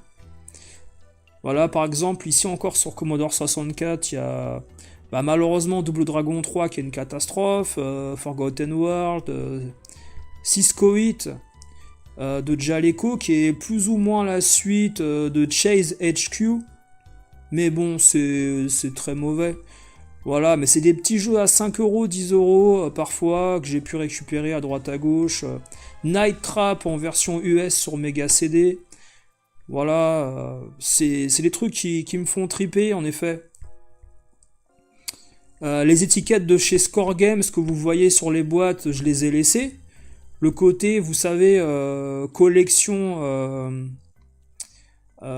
authentique avec le produit d'occasion, moi ça me plaît, ça m'amuse, j'aime bien ce genre de truc, vous voyez ce que je veux dire. Voilà. Avec, il y avait déjà à l'époque, regardez, hein, les petits affichages jeux complets, Europe, USA, Japon, notice, voilà, etc. Moi je trouve ça sympa. Je suis plus dans l'idée en fait de récupérer des jeux qu'on vécu, vous voyez, qu'autre chose. Je suis pas dans l'idée en fait, et puis moi comme je suis fan de foot, voilà, tous les FIFA, comment dire, tous les jeux de foot, je les ai pratiquement tous sur toutes les consoles, au niveau des jeux qui ont bien marché, voilà, Coupe du Monde, Road to World Cup, là il y a Striker, j'ai World Cup USA en japonais sur la Super Famicom, des petits jeux, voilà, des jeux pas trop onéreux, et puis d'autres qui aujourd'hui coûtent un peu. Voilà, de Rockman, Super Off-Road, Vortex, Soul Blader, Rise of the Robot en japonais, Super Pang, là on voit il y a Godzilla qui était là. Alors le shoot'em up là qu'on peut configurer, je suis désolé, je sais plus le nom. Il est compliqué en japonais. Art of Fighting 2. Sky Mission, Blazing Sky, voilà. Voilà ici le Striker World Cup 94, il est là. J'ai pas mal de jeux de sport, le jeu de hockey il est pas mal aussi. Solstice 2, Battletech, j'ai un peu de tout quoi, voilà. Mais j'adore le sport, donc moi je suis très axé en fait, j'étais très axé pour récupérer vraiment plein de jeux de sport sur Super Famicom. Le Bulls versus Suns, qui est NBA Showdown sur la Super Nintendo. Voilà, le Bulls Blazer. Super High Impact. Là, c'est John Maiden, les gars. Le Pro Football 93 et 92, c'est John Maiden sur Super Famicom. Il s'appelle Pro Football. Voilà. Alors, ça va de gracieux, tu dis, les boutiques d'avenue Voltaire devraient s'inspirer des étiquettes Score Games plutôt que de mettre Mint. Oh là là, mais de toute façon, regardez, c'est comme si les jeux que je vous ai montrés juste avant, là, qui sont un peu abîmés, là, sur Super Famicom, ils sont capables de mettre Mint, hein, sur ça, hein. Alors que la boîte, elle est bien abîmée, hein. Vous voyez, par exemple, là, j'ai un Gambare Goemon qui est un peu abîmé. Ah, moi, je m'en fous, moi. Voilà, le jeu, il a vécu, la boîte, elle s'est ouverte, tout ça. Je joue avec. Je l'ai ouvert, je veux dire. Et ça me dérange pas qu'il soit pas en état parfait. C'est pas. Là, j'ai les deux ISS 1 et le Deluxe sur Super Famicom. Les Perfect 11. Ils sont pas en état parfait. Ouais, c'est pas grave. Par contre, le World Cup USA, celui-là, je peux vous dire qu'il y a le poster à l'intérieur. Il y a toutes les register cards du monde que vous voulez. Le World Cup USA 93 de Hudson, le Formation Soccer, il est en parfait état, et là c'est vraiment du mint, mais par contre c'est un jeu qui vaut 15 balles, voilà. À côté il y a le Looney Tunes Bip Bip le Coyote, il est déglingué, et c'est parce que c'est un jeu qui coûte très cher, donc moi je l'ai pris en état clochard, ça me dérange pas. Et là c'est FIFA Soccer en Super Famicom, ça c'est hyper cool quoi, quand t'es fan en fait de tous ces jeux, et que tu les as en version Jap, bah franchement c'est kiffant. C'est une petite partie de l'histoire, voilà, que tu chopes au plaisir, quoi, voilà. Alors, parmi tous ces beaux jeux, Léo, tu me demandes, tu rejoues à combien d'entre eux et à quelle fréquence? Alors, moi je peux te dire que je joue environ, on va dire, par semaine, environ maximum 3 heures par semaine, sur toute la semaine, maximum 3 heures. Ça fait pas beaucoup, on est d'accord. Mais je joue par 10, 15, 20, une demi-heure sur chaque jeu environ. L'été dernier, je m'étais remis à continuer Chrono Trigger par exemple. Ça me prenait beaucoup plus de temps. J'y jouais, du coup là je jouais pratiquement 6 heures par semaine si tu veux. Je me suis arrêté, je sauvegardais. Mais par exemple, moi ça m'arrive de prendre un Mortal Kombat 2, de me faire un petit tournoi, de jouer 20 minutes et de changer de jeu après, tu vois. 20 minutes par 20 minutes. T'as pas besoin de passer 1 heure sur un jeu. L'autre fois, j'ai pris Donkey Kong Super Famicom aussi, j'ai joué pendant 1h30. Bon, j'ai fait la moitié du jeu en m'amusant, en essayant de récupérer pas mal de trucs, etc., en flânant, tu vois. C'est vraiment pour le plaisir.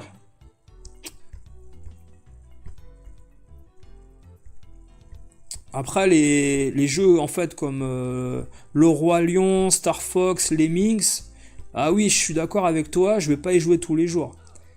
Parce que, en effet, Le Roi Lion, c'est quand même des jeux qui sont pas forcément amusants lors des premiers niveaux.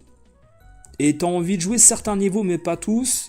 Lemmings, c'est vraiment sympa, mais par contre, c'est mieux sur Atari ST que sur... on est d'accord, hein. Là, c'est plus pour la collection, hein. Tu vois. Après, t'as tout ce qui est jeux de combat. Les jeux de combat, tu peux y jouer facilement, rapidement, tu vois. Les Fatal Fury Special, et les jeux comme ça. Après, pour... comment dire, Mickey Great Circus 2, tout ça, bah tu peux faire quelques niveaux et changer de jeu après, voilà. Ça, rien ne t'empêche en fait de de zapper rapidement, même si tu joues en fait avec la vraie console. Tu peux faire un peu comme sur un émulateur, en jouant rapidement et changer. Ça pour moi, en fait, vous voyez, Rick Dangerous 2, c'est un de mes jeux favoris all time. Ça peut paraître bizarre, mais je le trouve génial. Sur Atari ST, Commodore 64, pour ceux qui n'ont pas connu les Rick Dangerous, c'est des jeux géniaux, ça. À côté, j'ai les Tortues Ninja sur Atari ST, c'est pareil, c'est des petits jeux sympas. Après, tu vas pas y jouer tout le temps, tu vois. Après, les jeux Dreamcast, voilà, là, il y a, par exemple, voilà, hop, NFL 2K. Après, tout ce qui est Crazy Taxi, etc. Alors, D2, c'est pareil, D2, je vais pas y jouer non plus, je vais pas y jouer tous les jours. C'est plus pour la collection. C'est le plaisir, en fait, d'avoir des produits que t'as vus et auxquels t'as joué étant gamin, en fait, la collection. C'est plus ça. C'est ça l'affect, c'est ça le lien nostalgique que t'as avec ta collection. Si t'achètes des produits que par rapport aux autres, t'es foutu. Un jour ou l'autre, tu vas revendre, c'est sûr et certain. Là, par exemple, regardez Terminator 2. C'est la version Atari ST, mais c'est la boîte Amiga. Terminator 2, les gars, c'est cool ça. Et ça, en effet, moi je l'avais terminé sur Atari ST quand j'avais 14 ans ou 15 ans. C'est un pote qui l'avait, il me l'avait prêté pendant le temps de le terminer. C'est pas très long, c'est des jeux qui durent 15 minutes, ça. T'as le combat dans la Galeria devant le distributeur, après t'as la poursuite en moto. Enfin, y a pas grand chose dans ce jeu-là, tu vois. Mais quand t'achetais, en fait... vous avez vu, là, c'était une boîte Amiga, mais c'était une boîte qui était vendue à la Fnac pour les deux ordis. Atari ST, il y a le petit logo en haut à droite, là. Et en fait, vous savez, le nouveau jeu qui va sortir du côté de Terminator 2 sur la Switch, la PS5, tout ça, les mecs sont incapables, j'ai vu l'audition collector, hein, mais ils sont incapables de faire des trucs aussi cool que dans les années 90, avec un t-shirt, un petit artwork ou je sais pas quoi, tu vois. Nous, on s'en fout des machins, des cartes postales, je sais pas quoi, là. Foutez-nous des t-shirts, je sais pas moi, des bombes lacrymogènes, des AK-47, je sais pas. Non, mais bon, je délire, mais... Voilà. Salut Richard Yon, ouais. Ouais, tu sais, comme je disais tout à l'heure, je répondais à Léo... Les lives, en fait, c'est bien de piocher un peu chez tout le monde pour voir ce que t'aimes bien, après, voilà. Alors... Ah ouais, Rick Dangerous 2 en boîte, voilà, sur Commodore 64, en version cassette, c'est un truc de ouf, tu vois. Les Great Courts Tennis, t'as aussi Robocop, là, c'est Robocop 3. Et moi, j'ai pas des boîtes en état mint, hein, mais c'est des boîtes qu'on vécu. Tu vois, par exemple, j'ai même Bruce Lee, j'ai une compilation avec Bruce Lee sur Commodore 64. Des hits de Sega adaptés également sur C64 Atari ST. Moi, je trouve ça 20 fois plus cool d'acheter ça que de me saigner pour acheter un Metal Slug. Le Metal Slug, ça représente que dalle pour moi au niveau nostalgique. Par contre, comme j'ai une Neo Geo, bah, je trouve ça cool de jouer avec un carte mode Metal Slug, en effet. Mais je vais jamais acheter le vrai jeu, c'est beaucoup trop cher, c'est de la folie, quoi. Ça, c'est des jeux qui m'ont coûté 15 balles, 10 balles, 15 balles. Et le plaisir de la collection, c'est aussi de pas se ruiner, tu vois. C'est vachement cool. Ouais, Colonel Harry, ils vont sortir Terminator 2 en 2D sur la Switch. Et la PS5 et la Xbox. Est-ce que t'as besoin d'une PS5 pour jouer à un Terminator 2 en 2D, sincèrement? Voilà. Et alors, moi j'ai joué à Shadow Warrior sur Commodore 64, c'est pas mal du tout, hein. Ils s'en sont bien sortis, hein. Midnight Resistance c'est pareil. Ils s'en sont bien sortis, franchement.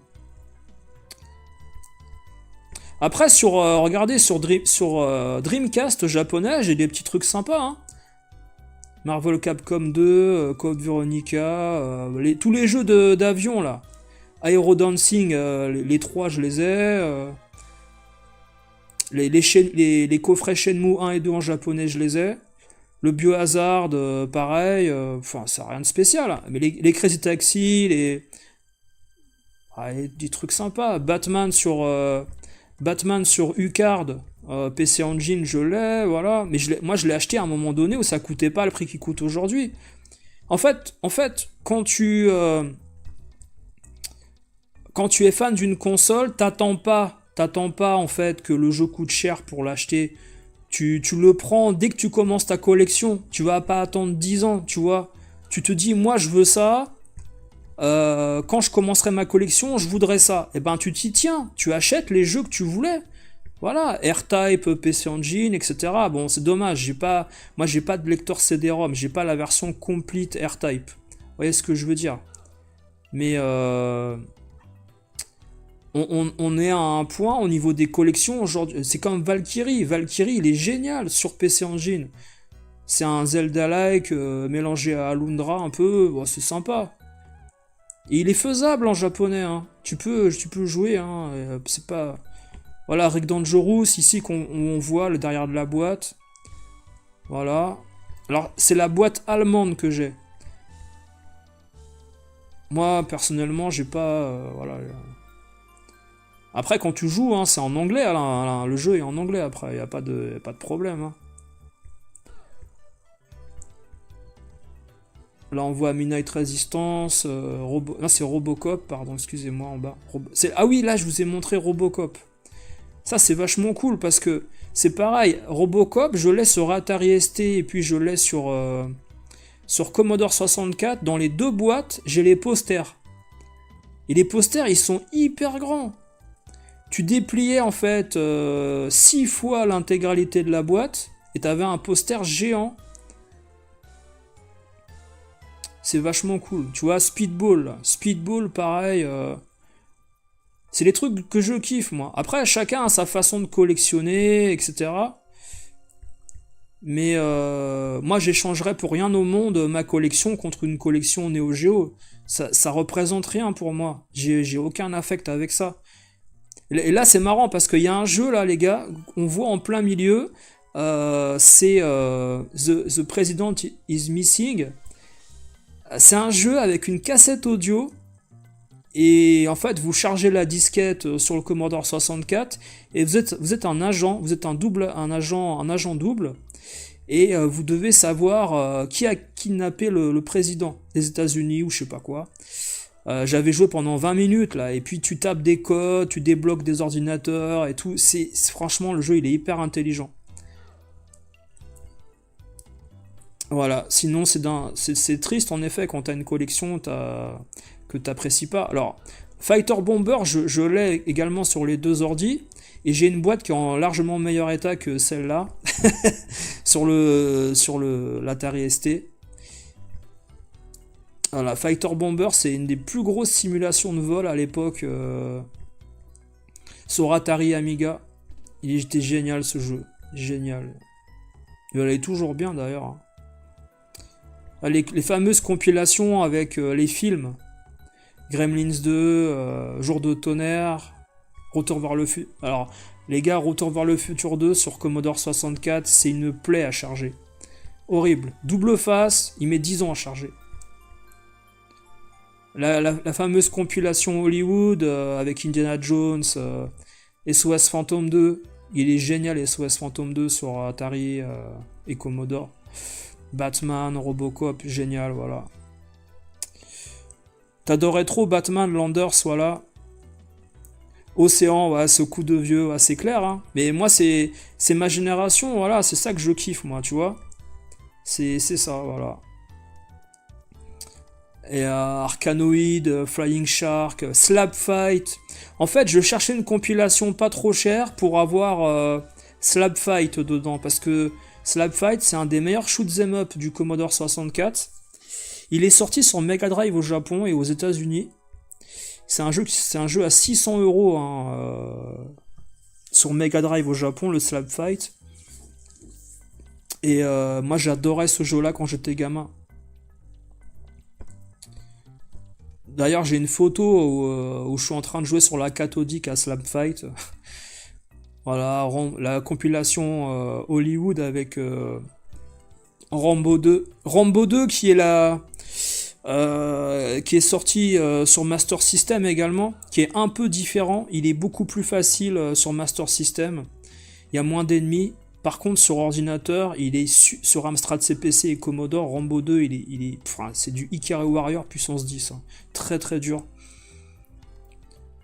Voilà. Saboteur également, ouais, comme tu dis, voilà.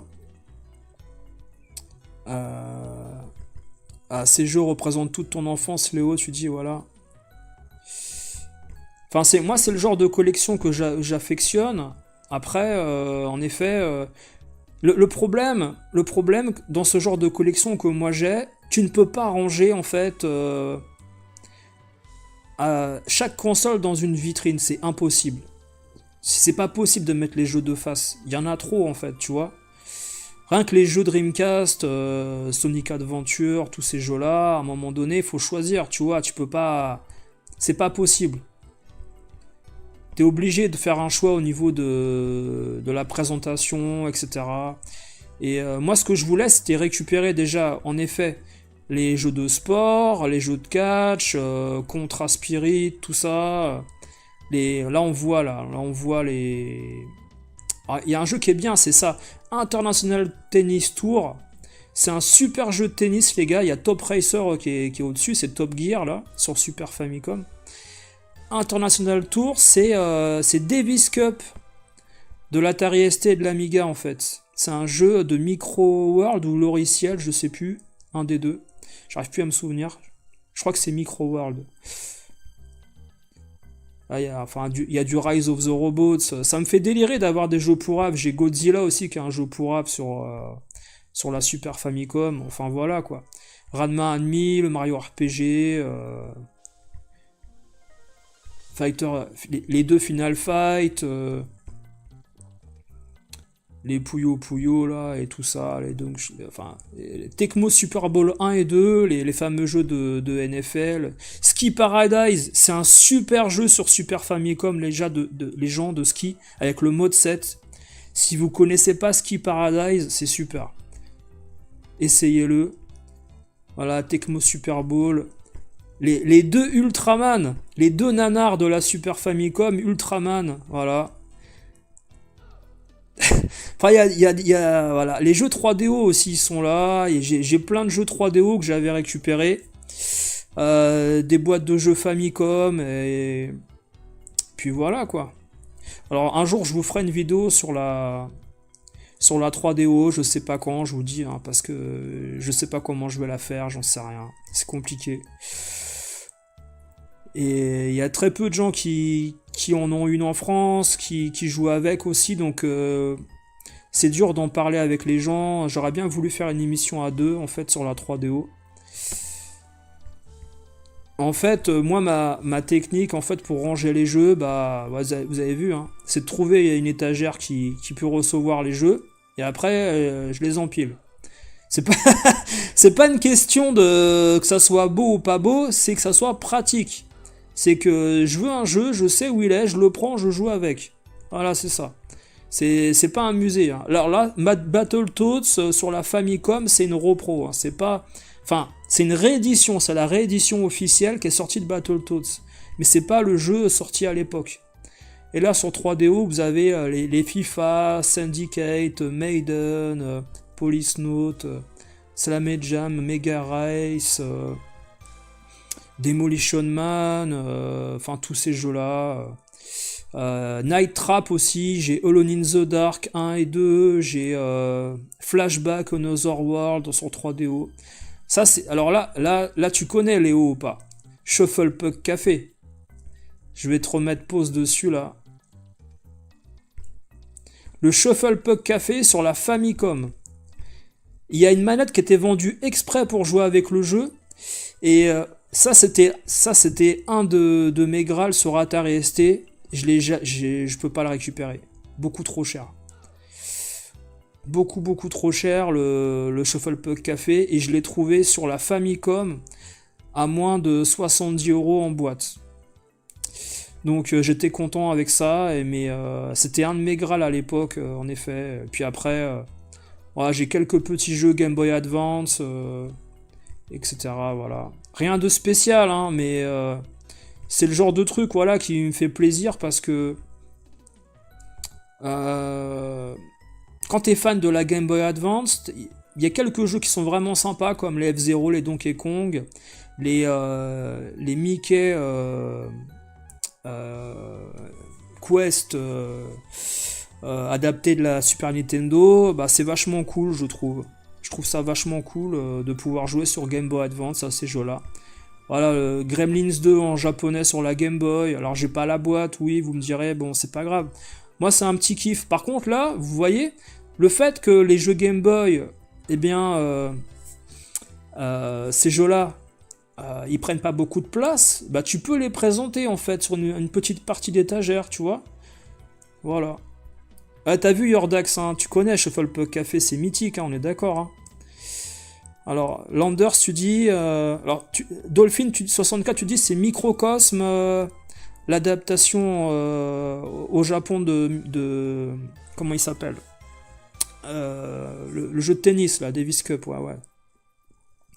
Alors tu disais Landers, un support, oui, c'est beaucoup plus compliqué. Par exemple, j'ai acheté la première Xbox juste pour Jet Set Radio et Outrun parce que t'adores Sega, sinon aucun affect avec le reste. Ouais, c'est ça, c'est pareil, hein. Moi, il y a des consoles comme ça, j'avais pas d'affect avec et c'est compliqué en fait après, hein, tu vois, derrière. Hein. Voilà, j'ai essayé de récupérer les 3 Donkey Kong, tous les Mario.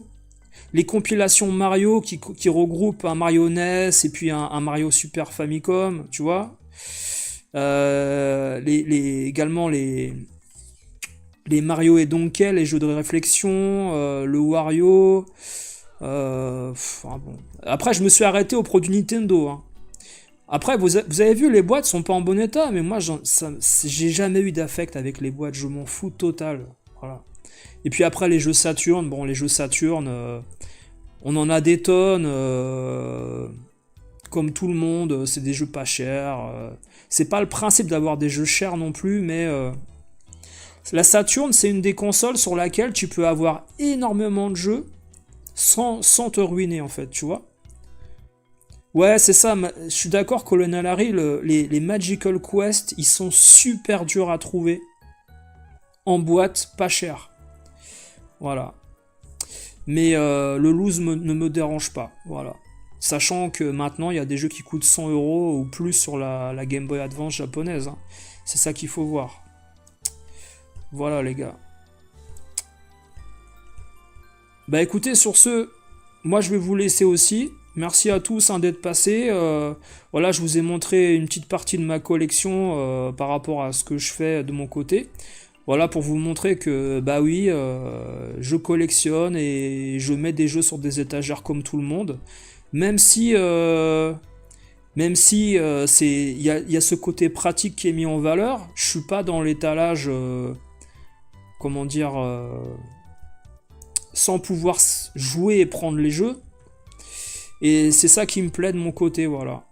Maintenant, en effet, c'est sûr que si des gens n'ont pas d'affect avec tout ce qu'ils ont acheté, et pourtant, vous avez vu que Tiny Toons Super Famicom, je l'aime pas trop ce jeu-là, mais l'atmosphère des Tiny Toons m'intéresse et me plaît, et même si je l'ai fini 3 ou 4 fois ce jeu-là, sans forcément prendre de plaisir, bah, le fait que ça soit un jeu à 20 balles et que ça soit parfois un challenge d'y jouer, bah, ça me dérange pas de l'avoir dans ma collection. Maintenant, si c'était un jeu qui coûtait 200 € à acheter, oui, en effet, je pense que Tiny Toons Super Famicom, je l'aurais jamais racheté aujourd'hui. Voilà, tout est une question de prix à un moment donné dans ce que tu fais aussi, hein, voilà. Voilà, bah Flay, merci à toi, tu penses que j'ai des bons titres et c'est des choses que j'aime, voilà. C'est des choses que j'apprécie, voilà, de mon côté au niveau collection. Bah écoutez les gars, passez une bonne soirée. Et puis écoutez, où en êtes-vous dans votre collection de votre côté? Vous allez revendre, vous allez pas revendre. Je pense qu'il n'y a pas de bon moment. Et puis si t'es passionné, bah tu revends rien, hein, tu gardes et puis Et puis tu prends plaisir avec ce que t'as. Voilà. Et puis je vous dis bon foot si vous regardez la Champions League ce soir. Ciao!